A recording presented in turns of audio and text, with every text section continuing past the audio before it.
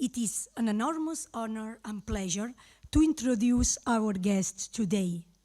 First of all, we will have with us Dr. Kaleb Rashad.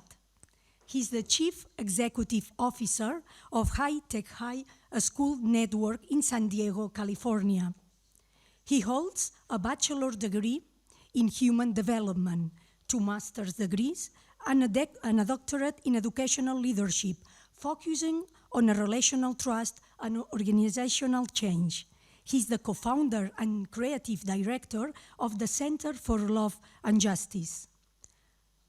Kaleb Rashad works with community leaders in the United States, Canada, Spain, and Hong Kong to create new schools and redesign existing schools, focus on advancing equity through liberatory project-based learning. On Thursday, we had the great fortune of having a meeting between Kaleb and our teaching team and a group of students here at our university. It was an inspiring exchange for all of us, in which Kaleb's passion and enthusiasm for transforming schools and society to be more equitable and fairer became evident. In all his projects, concepts like engagement, courage, purpose, dreams, joy, and freedom are essential. Talking with Kaleb Rashad, we will have Dr. Eduard Vallory, an authority in the field of educational innovation. He holds a PhD in political and social sciences, a master's in social sciences, a degree in philosophy and in journalism. He has got research and teaching experience in British and American universities. He was also chief of staff of the Catalan Ministry of Universities, Research and Information Society. In the associative field, he has a strong relation with Escoltes Catalans, which he has studied extensively. He's the Director General of the Barcelona Institute of Science and Technology, Chairman of CATESCO, and he's well known as the promoter and director of Escola Nova 21, Alliance for an Advanced Education System. He defines himself as a social analyst and a change manager because he has always tried to combine these 2 aspects, understanding the context and posing challenges, and promoting and managing change processes, strategies and alliances to achieve them. Transforming education has been his main professional commitment. This is just a short summary of 2 remarkable academic and professional trajectories. I don't want to take up too much time because we are really looking forward to listening to them. Thank you, Kaleb and Eduard, for being here today, for offering us your perspective, for sharing your extensive experience on how to innovate so that education is truly transformative for people and for the world. Thank you so much to both of you. The floor is yours.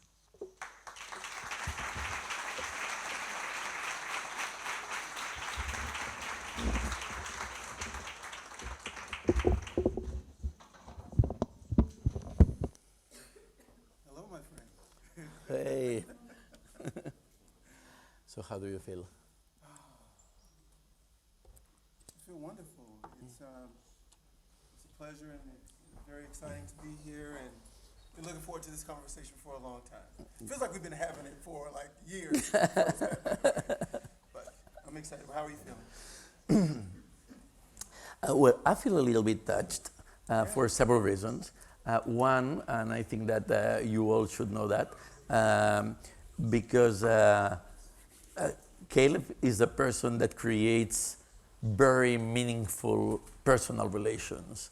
So it's like the opposite of superficiality. And I think that this is, to me, that had been a huge learning precisely on education. So I've learned from many people. Several of them are today here. And the most important thing that made me learn had been this personal approach, the idea that the human being in front of you matters. And when the vice rector was introducing me, she said, two things that I connected. One, that I'm a big expert on education, and the other, that my main professional endeavor had been education transformation, and I want to modify a little bit the two things.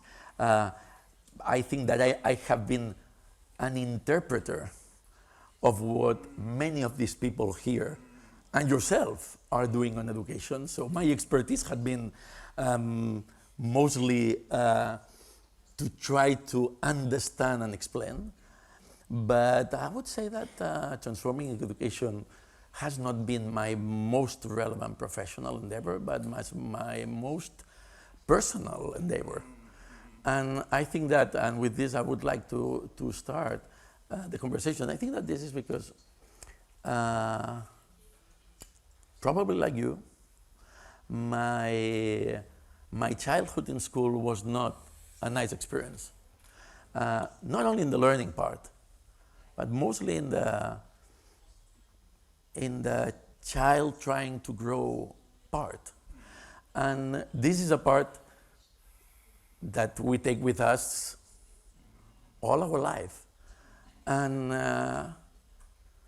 when in the introduction she said that you promote liberatory project-based learning. I know what you mean, but I think that this liberation is quite linked to this idea of the importance of the human. And I would like, from your experience and from the impressive work that you do at High Tech High, to start taking this linen. What I would say is like two parts. One is when we engage in this work as educator people, there's like working in the systems that we work in, but there's also like the work that you do inwardly. The sort of questions that you pose that help you to unpack those histories that you had in school or in life. And so many of our current identities are reflective of times where we were young adolescents, where we're very impressionable, and somehow those identities stagnate, become arrested, and without proper community and adult models and dialogue and reflection, you can remain locked into that early identity. And so I think, to your point, yes, it's not just about liberatory project-based learning. That's a methodology, but there's lots of methodologies. I think the idea, more importantly, is about the development of meaningful relationships, engaging in discourse that matters, especially matters to the young people, and the engagement in questions that support sort of pushing against boundaries related to culture and race and gender and forgotten histories and forgotten memories. And so to me, like, there is like a metaphor that might be useful, I use often, is the metaphor of the mirror versus the window. The window metaphor says, this is what I'm going to do onto the system. The mirror says, what is the work? What are the questions that I need to pose to myself? And this is a reflection to me of like the deepest forms of learning that like date back to the Greeks and the paideia, a sense of unearthing, excavating oneself, that will allow some things to creatively be destroyed, while also allowing some things to emerge within you. And so I think it's both of those things that are helpful in engaging in the work.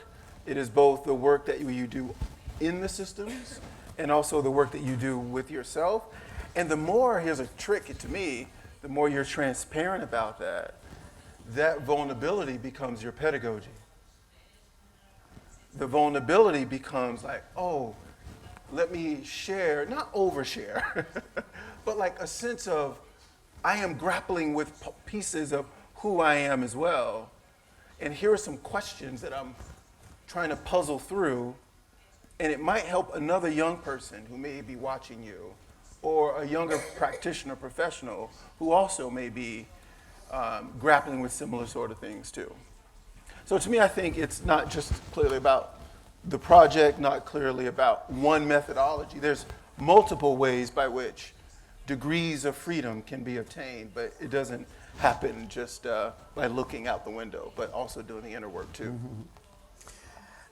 Actually, when we were together with some people that are here at the Deeper Learning Conference in San Diego last spring, and that was a few months later of the launching of the book that I wrote, Apembra, that I also presented here. On està el Toni Llobet? On està amagat? Toni, sempre allà amb disquet al fons. And Tony was the person who presented here in Manresa. So, gràcies per l'organització, més a més. And Kaleb and I had this conversation about what it meant for me, the writing of the book, the opening, the dark aspects of life, the pains, the fears, the frustrations. And in one of these moments in the conference, Kaleb introduced me to Mike Strong. Mike has been like one of the references at High Tech High. And Mike just had a meeting with some teachers from Las Viñas and Angela de Ferrer that were there. And I remember after the meeting that Mike had with them, some of the teachers, and I have to say some of the male teachers, went out of the meeting crying. And it was very touching. And you introduced me to Mike, and I told him, look, Mike, I was was very touched with what happened yesterday. I wasn't in your conversation, but what happened was intense. And then I said, well, there's this thing that we have been talking with Kaleb now, vulnerability, empathy, compassion, love at the center of education. And he said, oh, certainly. And he said, do you know this book that Larry Rosenstock just published? Larry Rosenstock is like the founder of High Tech High, and he got a huge award with a lot of money, and he devoted all this money to create a great book to explain project-based learning in High Tech High during all these years. And the book is called Changing the Subject. Now, there is a problem of translation here, and I'm going to try to help the translator. Changing the subject could have two different meanings. Subject is asignatura, but at the same time, and project-based learning is going beyond the asignatura. But changing the subject could also be changing the topic you want to talk about. And then playing with this double meaning of changing the subject, Mike told me, you know this book, Changing the Subject. I think the title is wrong. Because the subject has always been the same, which is the human being, the vulnerability, love, compassion, community.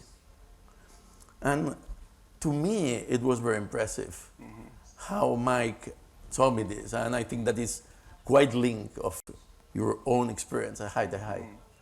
Mm-hmm. Yeah, Mike is a poet and a gifted songwriter too, by the way, Mike Strong. What I would say is, before I came to High Tech High, I worked in very traditional school systems, And in those school systems, there was a way that you're trained. It's a way that you exercise that training in that professional context. And then there's also things that are outside the canon that you don't get exposed to. We never read, for example, Pedagogy of the Oppressed as a critical text to understand like deeper meanings and possibilities for education as transformation. There are a number of other texts that are about criticality, about the transference of power, about soul crafting, about indigenous knowledge and indigenous ways. That's not a part of the teacher training regiment. And so for a long time, embarrassingly, and I still stand embarrassed today, there are so many lines of inquiry that I never had an opportunity to be exposed to. Then I came to High Tech High. And it was after about 12 years of working in a traditional public school, elementary, middle, and high school, or primary and secondary schools. And Mike Strong mentioned to me one day, Mike Strong was a ninth grade teacher in the building where I was the director of the school. And he said, you know, Kaleb, it's not really about the project. He said, the project is a hook. The project is simply a way to activate and engage our young people in such a way that they might allow us into their lives. And to me, I appreciated that perspective because there was nothing in education I had learned up to that point that was beyond just the transmission of information. For 12 years, I had worked as a teacher and an administrator in schools. It was fundamentally about the efficient transmission of information and how quickly you could get the students to regurgitate that information on some measure of sorts, over and over and over and over and over and over again. And then I got to High Tech High, and then there was this idea of not just transmitting information, but the creation of new information. And then deeper than that was about the cultivation of your identity, your value systems, your worldviews, the wisdom of your ancestors. We got way deep. And so this idea about it not being about the project or changing the subject, I would say for me there were like 3 distinct periods that have like marked some sort of progression for me. The first was about compliance. Teaching, schooling for compliance. In that space, it was transmission of information. Marching through the curriculum, marching through the textbooks, teacher as the sole arbiter of information that disseminates to others. I would say chapter 2 for me was about creativity and innovation. That felt good. And in that chapter 2, to me, that was teacher learning beside students, alongside students, original thinking, the creation of things, the sort of flexing of the creative muscles within a human being. Fantastic. But I think one of the places that it's short is you can be creative and innovative and still lack humanity.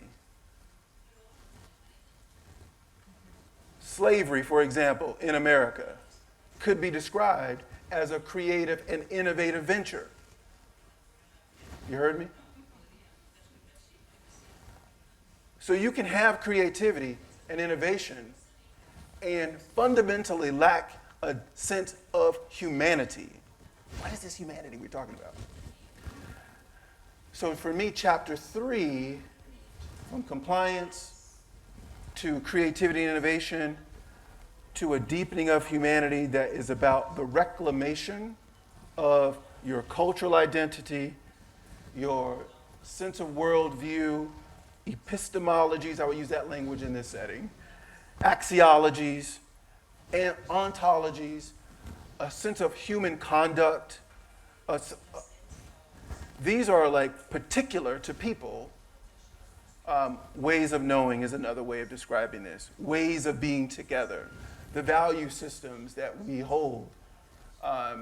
These are things that our foremothers and forefathers and their parents and further down the line, 7 generations or more back, they had a way of like living in harmony with oneself, living in harmony with other people, living in harmony with the land. So this idea about changing the subject, this idea about not really being about the project, there are outcomes that are important to society. We are probably very well versed in those, and there's nothing wrong with that. The work that I think we're pointing to is deeper about the acknowledgement, the challenging, and the critique of systems of oppression and injustice that live within us, that live in our relationships with each other, that live in our institutions, and that live in our systems. We've never known a just society. So then, how do we begin to notice, identify, challenge, critique, and build anew the systems within ourselves, our relationships, in our institutions, in our systems? And I would argue that part of what's driving me now is, as I am doing this work, as our teams are doing this work with different communities around the world, like part of it is also doing my own work. So this is the mirror for me. Like, how am I reclaiming my own ancestry that I've been divorced from as a person whose lineage was transferred from West Africa to the United States in enslavement. So then how am I shooting through colonialism? How am I going past white supremacy and grounding myself, not just decolonizing? Decolonizing is great, awesome. But what are we moving toward? To me, these are 2 fundamental questions that are related to this work that's in this chapter 3 for me. By the way, I'm not saying that everyone needs to do that. If you are all about compliance, own it. Fantastic. Be about that. Also recognize there's progressions that we all can make. And so if you're about creativity, yay, awesome. That's fantastic. And own it and recognize that there are progressions that we can make. I'm not saying that this is the progression. I'm just sharing a progression for me. A text that I'm reading right now that I'll stop and turn back to you and ask you maybe a little bit about some of your journey is a text that comes from Georgia State University, historically black college and university. And I'm going to share this with you, especially the beautiful Catalonian people. By the way, you're gorgeous, by the way. Did I tell you that already? Oh my gosh. I know we got some Portuguese fam in the space too. And so I offer this as a parallel. There's a text I'm reading right now called The Afrocentric Praxis, Teaching for Freedom. To say that we're teaching for freedom is an inherent recognition that there is a pedagogy of oppression. There is no neutrality. If we teach that is just for compliance or for schooling, we're only going to we're going to only recreate what we already know, what we already experience, what our children and our communities already experience. This Afrocentric praxis, to me, has been revelatory as I've been able to locate myself in doing my own inner work. I can hear my grandmother, my grandfather, my uncles and aunts, and the wisdom fragmented that they've passed, like just, getting together at family gatherings, and you hear these little quips and sayings, these little kernels of wisdom. In this text, what I found is a sort of compendium that kind of binds all of these learnings together in a particular worldview. My offering would be, as you are engaging in this creative and innovative work, or justice-seeking, human-spirited work, what is the cultural platform that you are connecting that learning to? What is the wisdom of our ancestors that we've somehow been disconnected from? So to me, I'm working on that my own self. And a question I've got for you, relatedly, is if you might share just a little bit of like some of your journey, some of the things that have been like important to you as you've been making these sort of, doing this work, engaging with communities, and also doing the work yourself.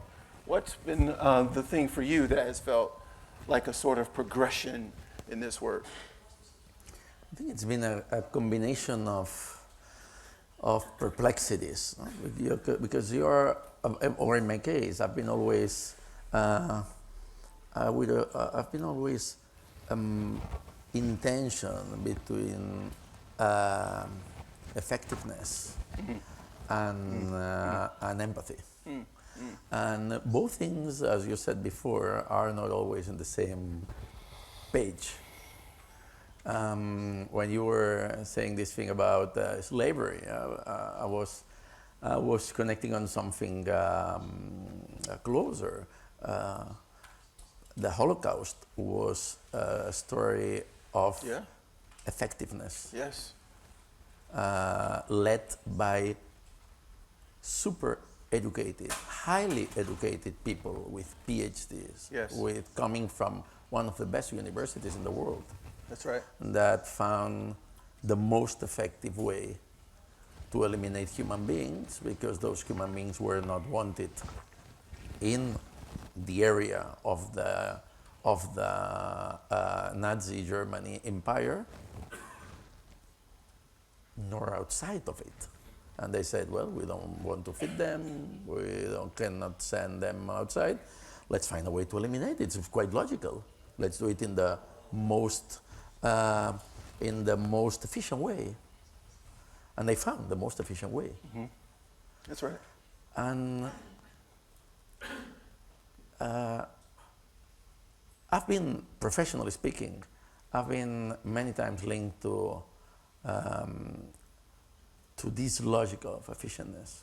And I have to say, I believe I am quite efficient on finding right tracks to solve problems. But with the time I discover the limits of this, no? And the limits of this are related with this other dimension. Now,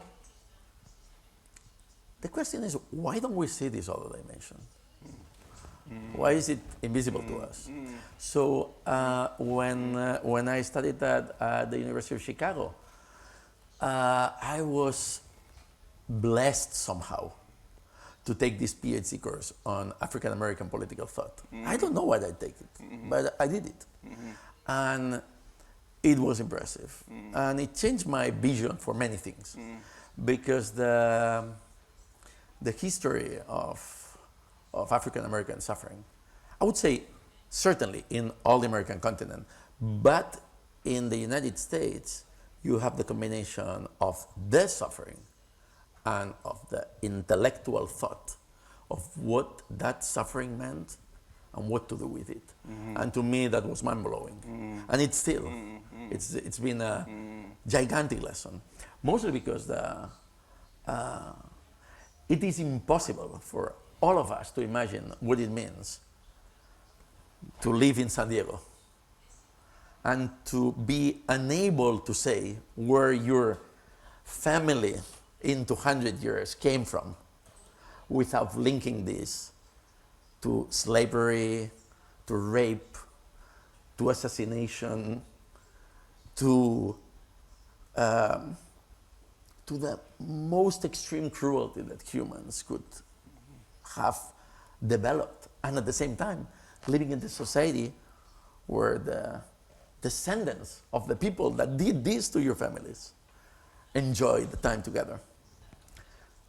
And how poverty, early school abandonment, early school living, drug addiction, crime is deeply linked to all of this past. Well, obvious to say that this, to me, it was, and it is still, a big lesson. But then I would say that one reference that goes to this lesson, that goes beyond this lesson but comes from this, was, and this is very recent, I actually remember the day that I sent you a message last year saying, Kaleb, do you know about this woman, bell hooks? And you said, Eduard, let me tell you, you found the way. Because bell hooks, impressive African-American intellectual who died last November, I believe. Yeah, that's right.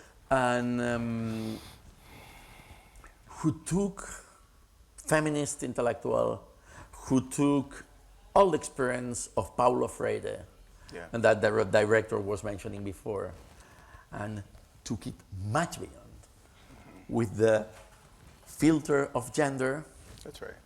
with the filter of race, with the filter of sexual orientation, and I would say also with something that it's particularly important, taking the idea of love as the base of education that Freire highlights, and moving it to happiness.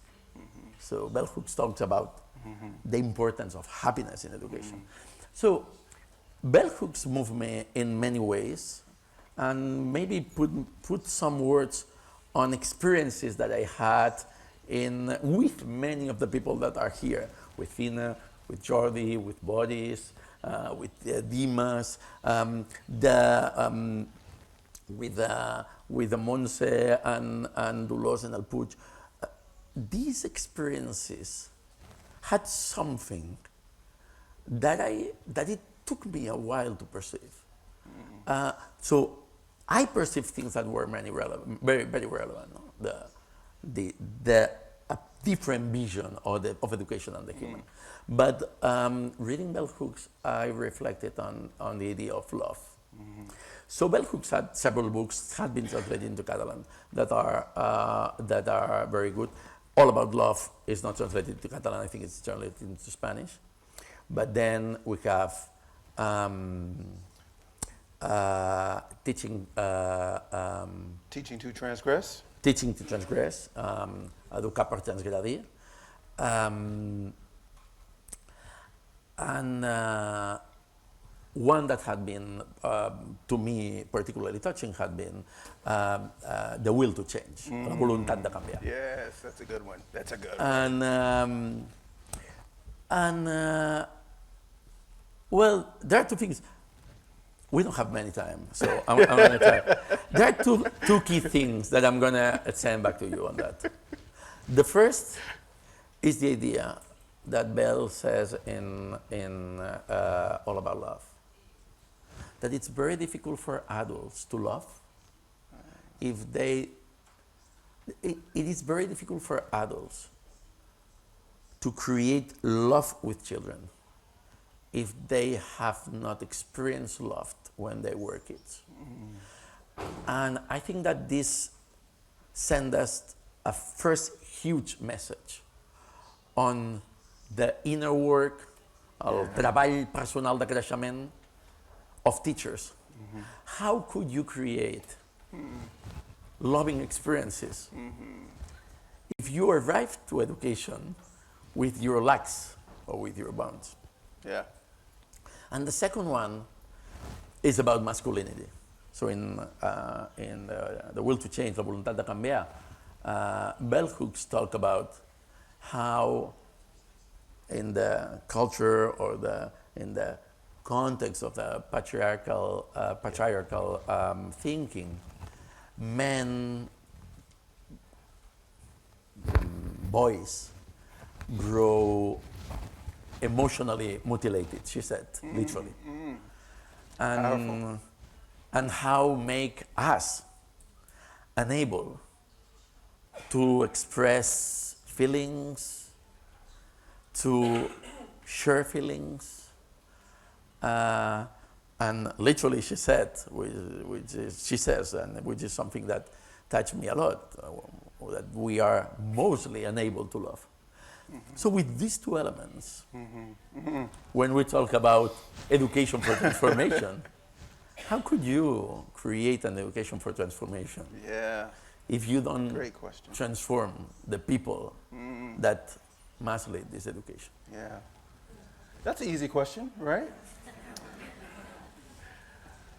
I think it might be important to at least note a couple things. One is, when Bell, in that book, and if you haven't picked that one up, All About Love is a brilliant piece of work that I think you'll just go back to over and over and over again in the course of your life.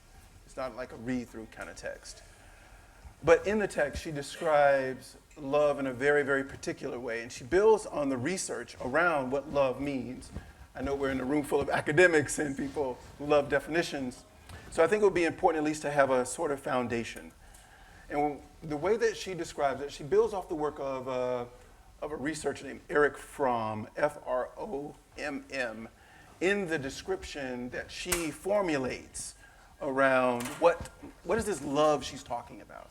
And she describes it as the willingness to sacrifice for the spiritual growth of another. The willingness to sacrifice for the spiritual growth of another. That's a very, to me, was helpful to recognize we're not just talking about emotional bosh, just like something that we're just going to feel something about, but rather the extent to which I am willing to sacrifice for someone else and sacrifice for their spiritual growth. So I think two parts to this. So if I were to name that as a grounding sort of foundation around how to cultivate that sense of willingness to extend oneself for the spiritual growth of other people. Well, educator people, that's kind of what we have done for a long, long time, is give of ourselves for the benefit of someone else. What I would argue that is slightly different, and maybe just share from my own experience, I have part of, as you heard in the introduction, my background is in organizational change and relational trust, and how relational trust formulates a sort of sustaining moral power, energy for a group to continue through difficulties that come with change and growth and evolution.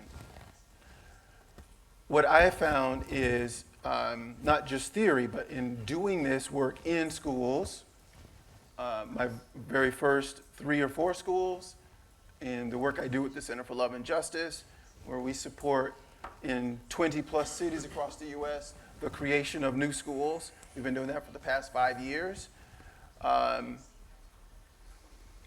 It starts with someone who has role, position, authority, and I'm going to reference 2 pieces of text here so that you might be able to pick up and read a bit more about this. One text is from Michael Fullan, and it's called The 6 Principles of Change. He was the Prime Minister of Education, turned Canadian education around. He describes these 6 principles. By the way, the first principle is loving people. Just saying. The second reference text is called Change Leadership. That comes from Harvard Graduate School of Education, that's penned primarily by Tony Wagner and a number of his colleagues from the Change Leadership Research Center. So these are the two texts that I will offer, along with this beautiful description of the way Bell Hooks describes love. These two texts could help support you in learning more about what is the method, what is the how of it. For me, what I did using those two texts was to create space. Let me be even more specific.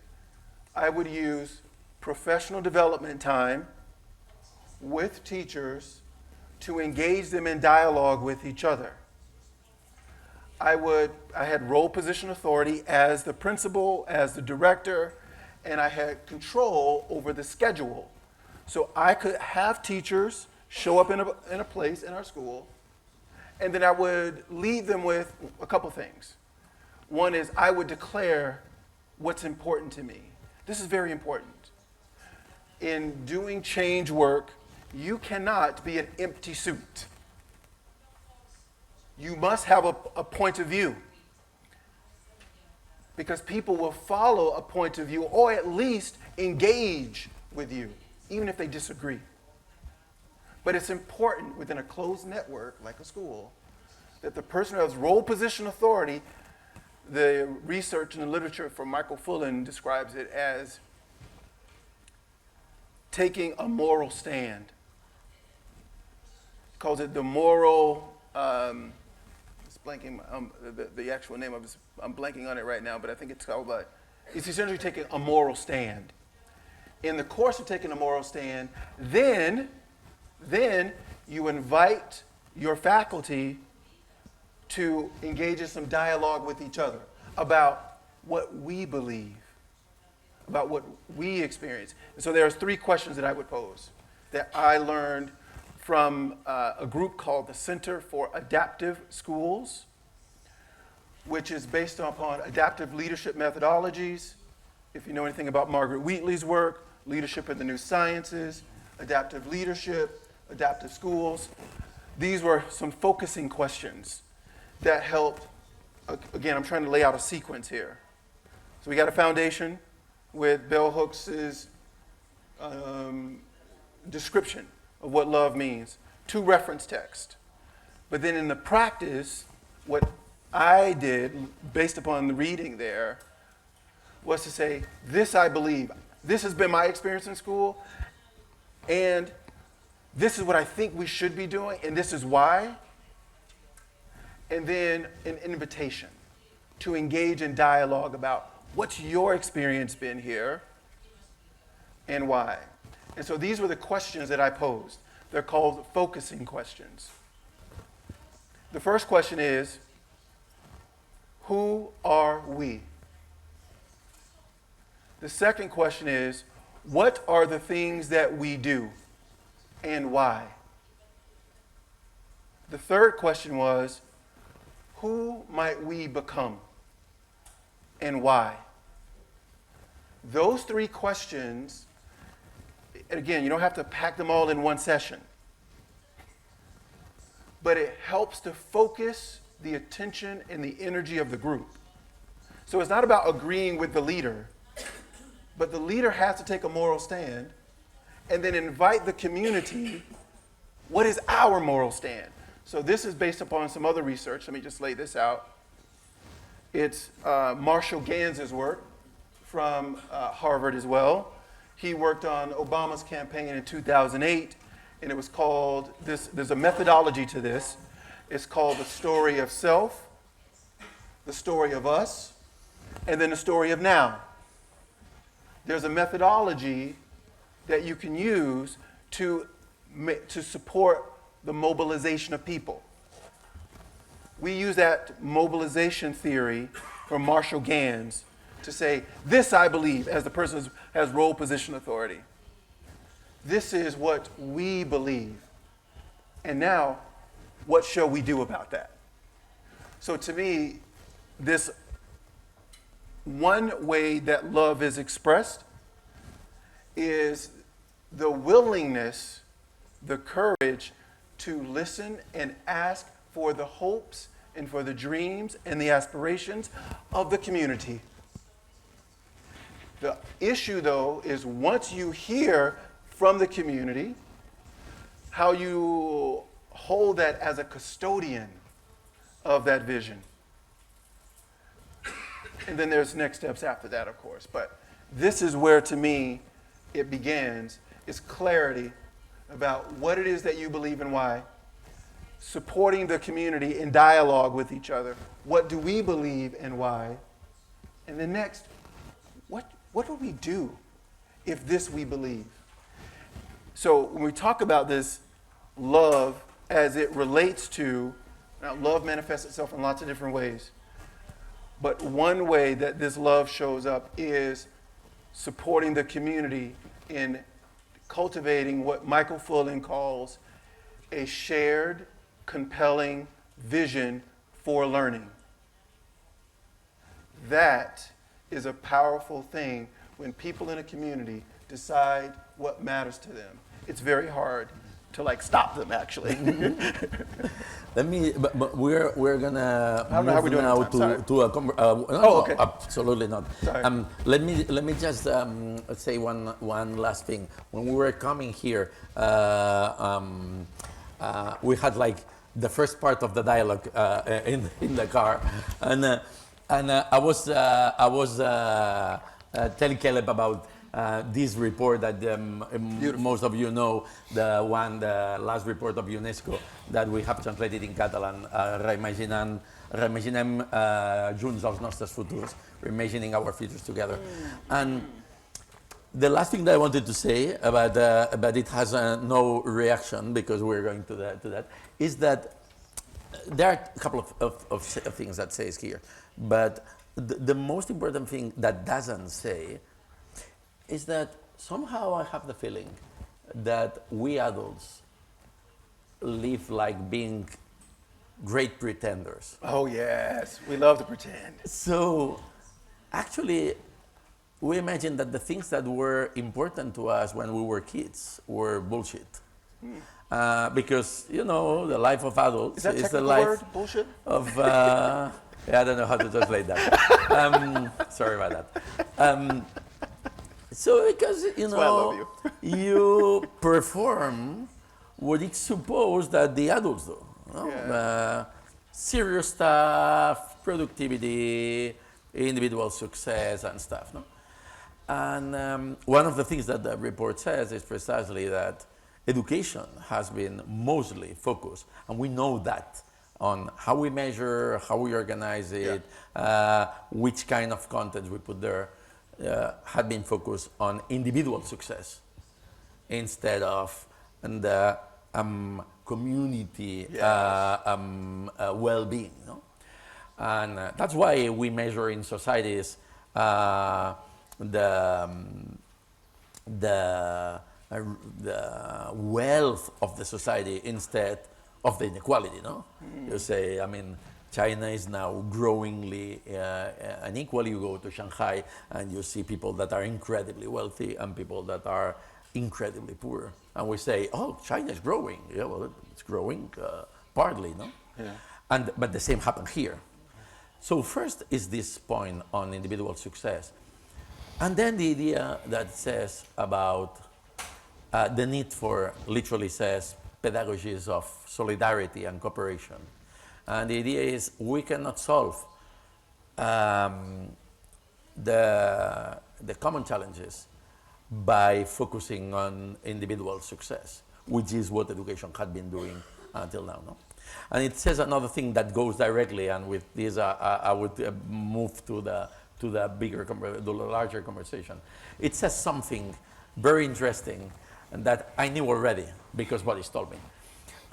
It says we have to understand the role of teachers and students as a common work of knowledge seeking and building, which is the opposite of we are the ones who have the knowledge and we give it to you because we are generous. No, the knowledge is a process that we all do together.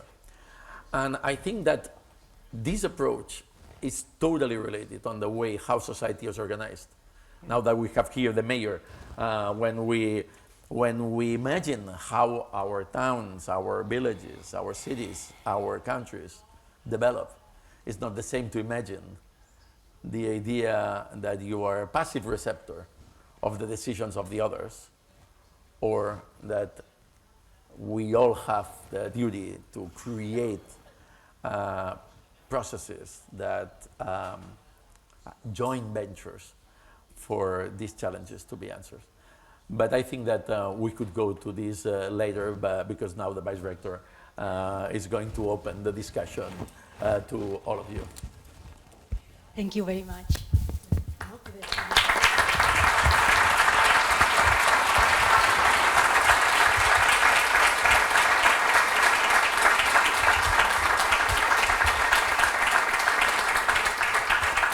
Thank you very much, Kaleb and Eduard, for this inspiring dialogue. I imagine that there are some questions. We have 10, 15 minutes to talk a little bit. So if there is, si hi ha alguna pregunta, algú vol fer algun comentari, si el vol fer en anglès, perfecte, si el vol fer en català, li traduirem. El Kaleb té traducció, o sigui que ho podeu fer en català, si voleu. Doncs endavant, cap problema. Si algú vol fer algun comentari, alguna aportació serà molt benvinguda.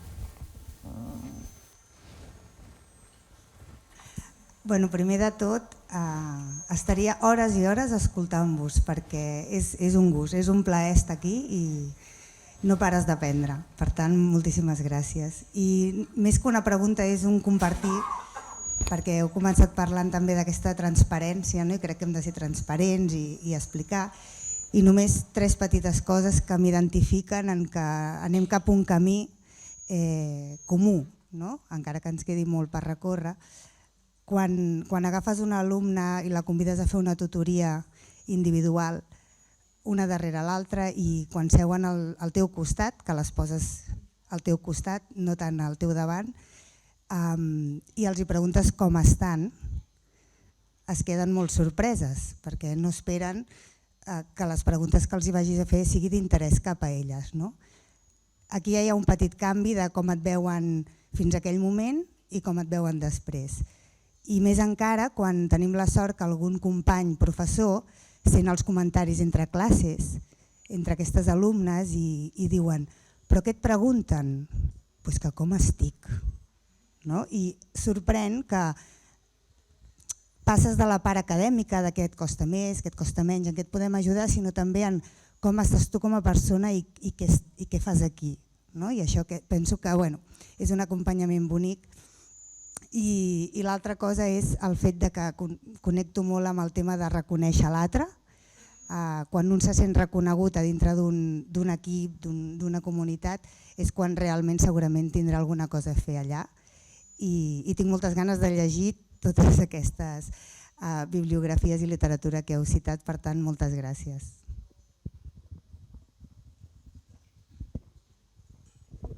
Jo voldria preguntar, o sigui, primer des de la idea que compartim absolutament el propòsit i la idea sobre...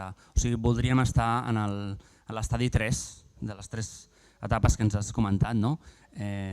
Començant dient que volem aquest estadi i que volem lluitar perquè això sigui possible.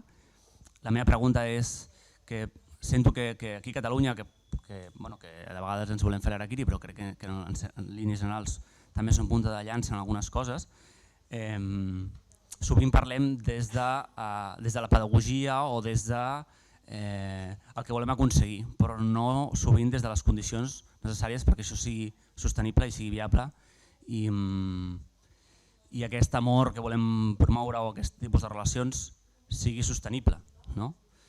Nosaltres ens ho diem sovint al nostre centre, volem seguir avançant, volem seguir aprenent, però volem que sigui sostenible i de vegades sentim que estem estirant més del que podem fer a costa de les nostres vides personals i no deixa de ser com un contrasentit entre tot aquest missatge que estem dient.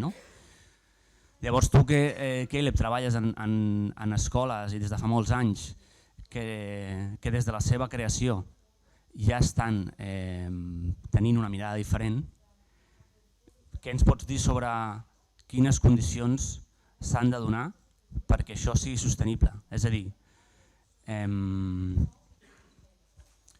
no sé si s'entén la pregunta ja. Sí, sembla que sí, no?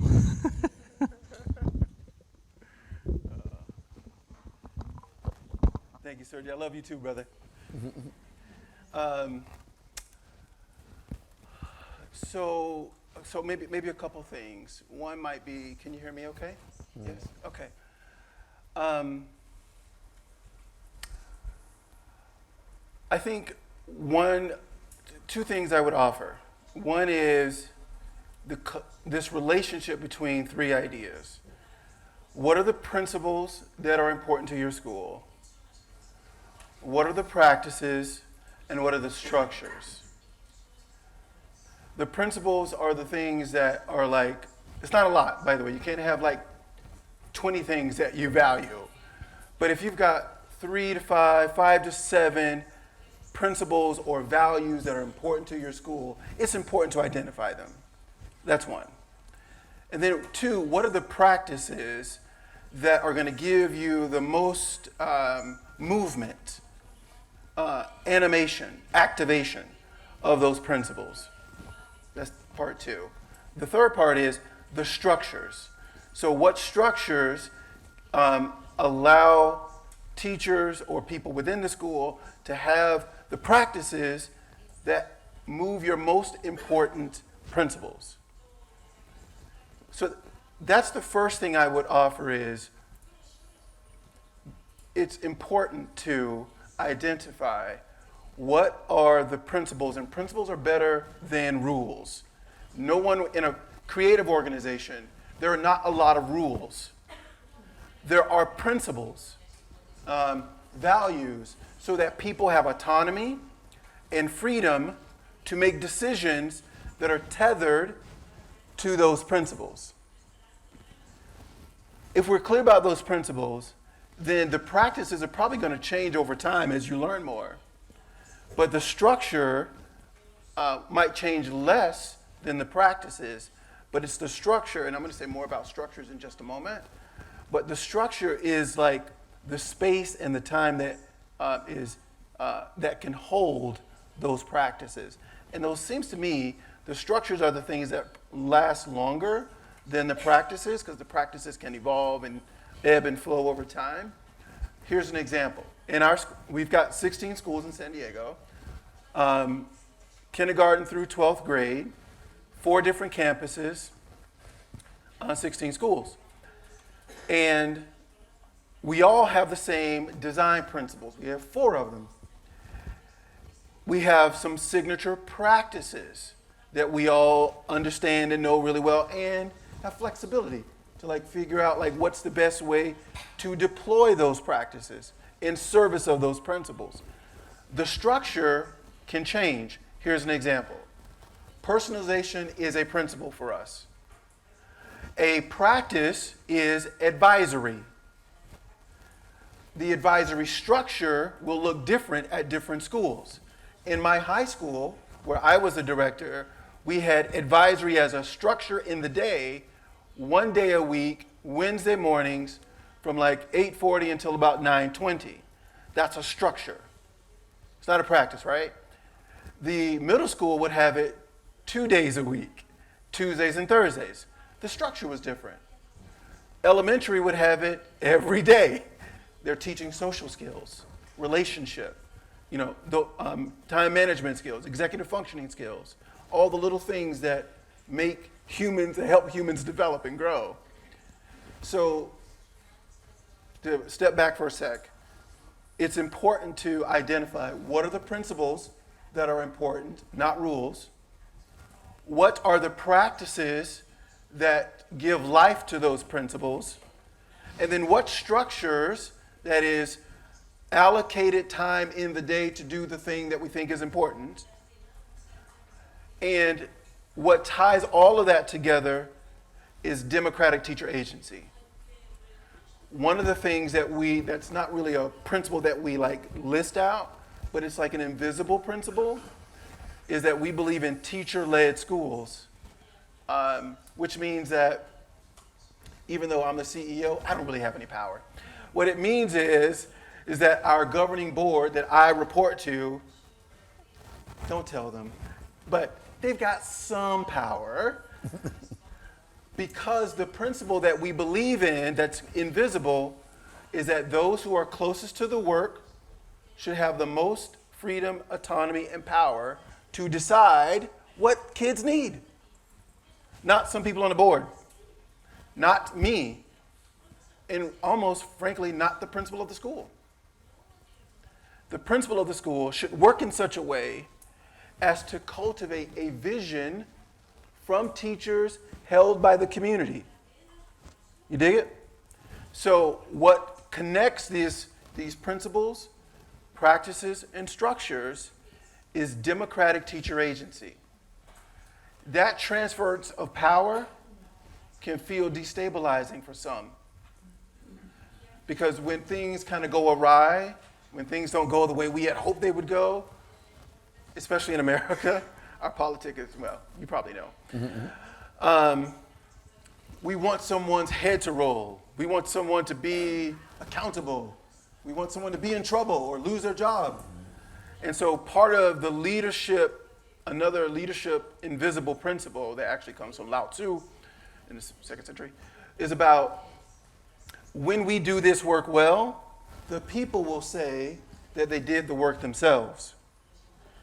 So, again, I would just recap the importance of principles, practices, and structures. And all of that is governed or made self-governing by democratic teacher agency, which means that if you're a principal in a school, you cannot lead with your ego. This is not about you. If you're the CEO, it's not about me. It's about the people's vision. And my responsibility is to protect the school from any outside agency that might say, this is what you ought to do. Slow down. Our teachers, our community know what our kids need. We'll take it under advisement. Let me add something to that, que you read in català. I'm going to turn to Catalan. Yeah. Això està molt lligat, vaja, això coincideix totalment amb el plantejament que vam fer a Escola Nova de propòsit, pràctiques, que inclou avaluació i organització. I possiblement, quan ell parla d'aquesta agency democràtica de docents, està supeditada al propòsit. I de fet, a moltes escoles això passa. Els docents no necessiten supervisió quan tothom està alineat amb el propòsit.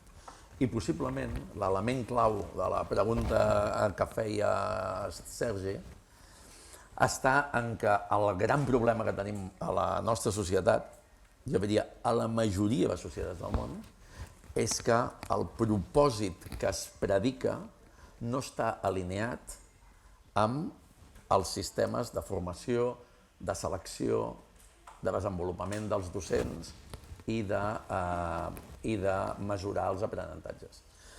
Perquè si això no fos així,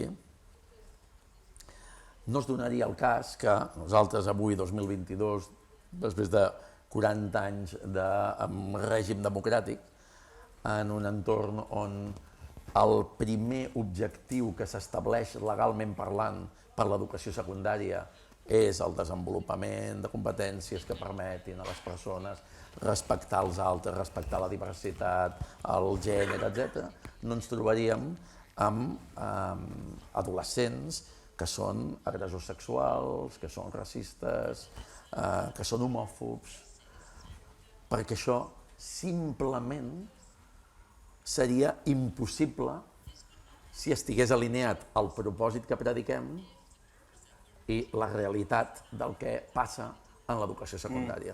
I aquí hi ha un gap. I aquest gap, la Yolanda Arboleas ho deia quan presentàvem aquest informe al Parlament, ella deia, acceptem-ho, l'educació és molt de... com ho va dir? L'educació és... no és equitativa i no és inclusiva perquè és un mirall de la societat que no és equitativa i no és inclusiva. I per tant, molt intel·ligentment la Yolanda deia, atenció, perquè estem renyant a l'educació per ser un reflex del que és la societat. I per tant jo diria, el més important és el focus en el propòsit. Perquè el focus en el propòsit, en què la societat ha creat una educació obligatòria per donar a tots i cada un dels infants sense excepció, independentment de les condicions de casa seva, de les condicions seves, de l'origen, de la llengua, dels interessos, a cada un dels infants una oportunitat de nou començament en el seu projecte de vida.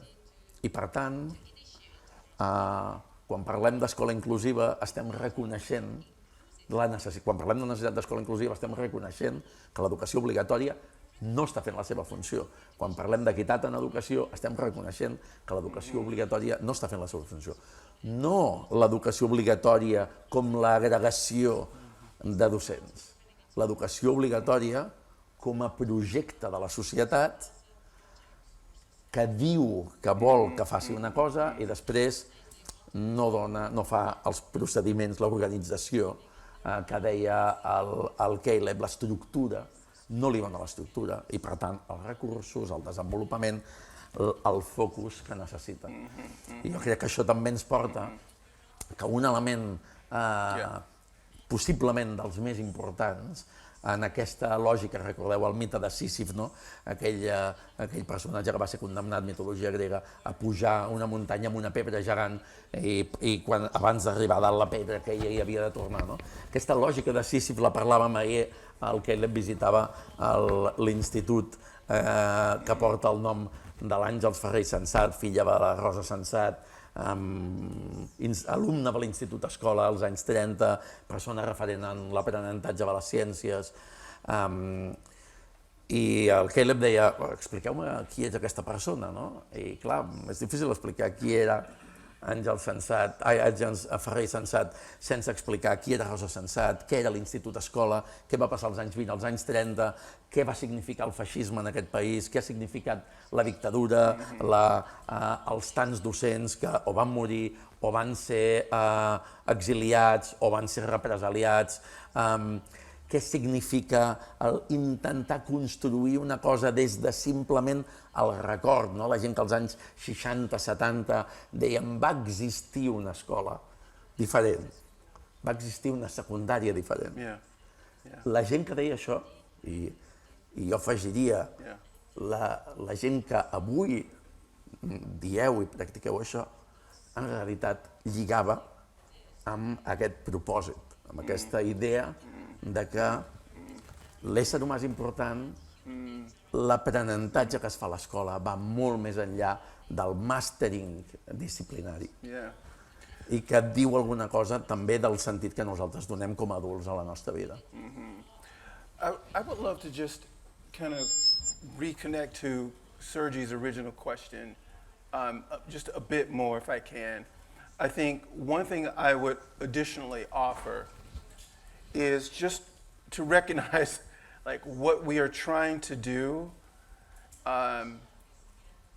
It's not impossible, but it is really, really hard work. It was not designed to be this way. So we're literally swimming upstream in a lot of ways. So it is very, very, very hard, very difficult. Acknowledgement. I think the next part though is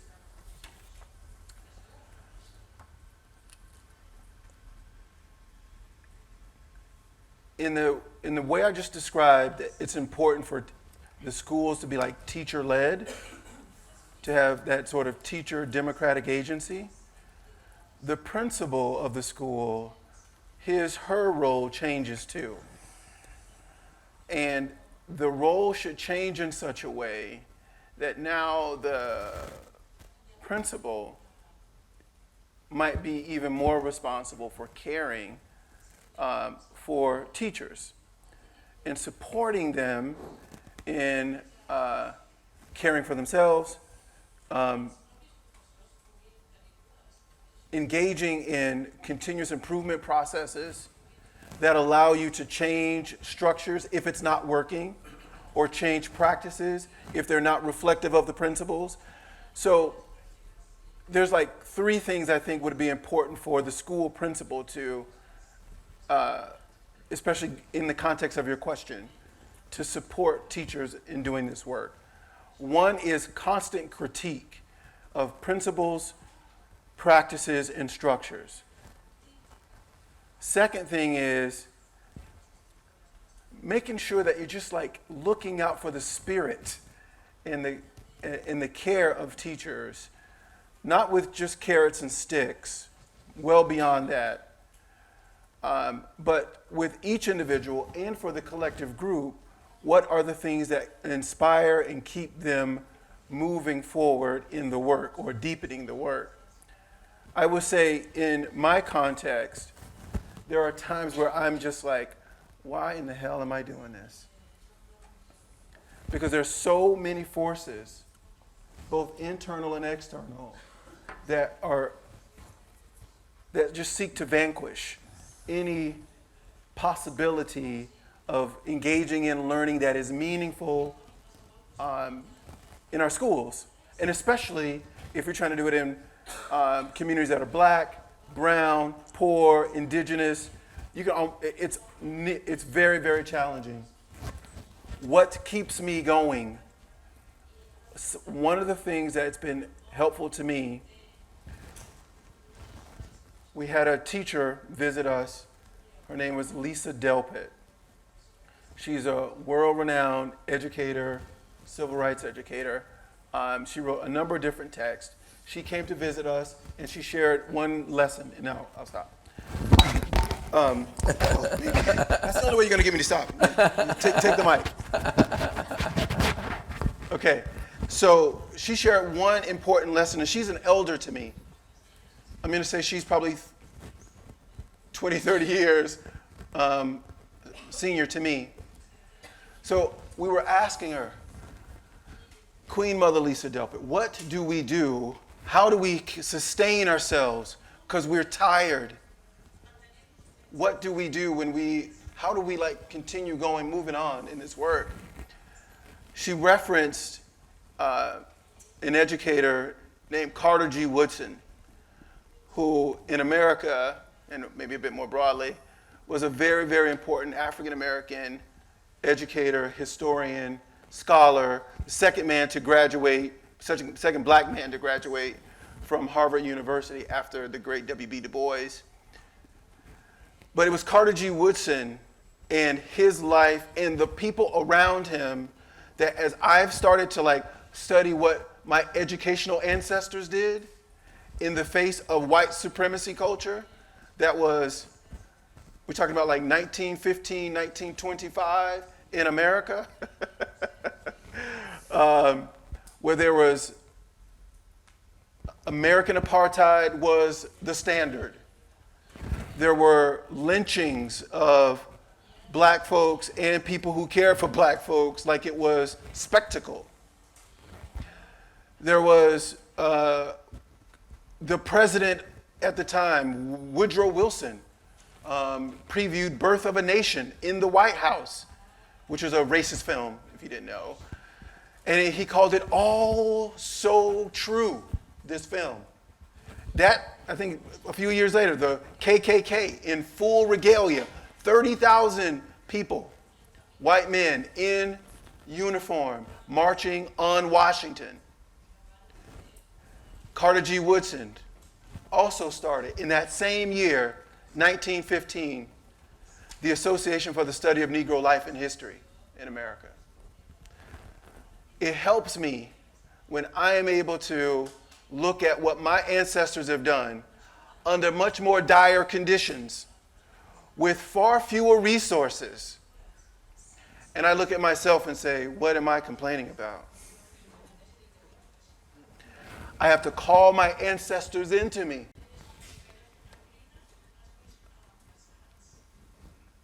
And I ask them to be with me, to give me strength when I'm scared, when I'm nervous, and I'm not really sure. We know when we call our ancestors to be with us, they will come. So I say to you, there's elements to this. There's the systemic pieces that's around principles, structures, and practices. There's a sort of adult learning and adult teacher democratic agency to make decisions about the structures of the school and the principles and the practices. But there's also spiritual fortification. How do we fortify one another to continue when the road inevitably will be difficult? There's no one way to do that, but we have examples from those who have come before us. Right? Yeah, right. Yeah, man.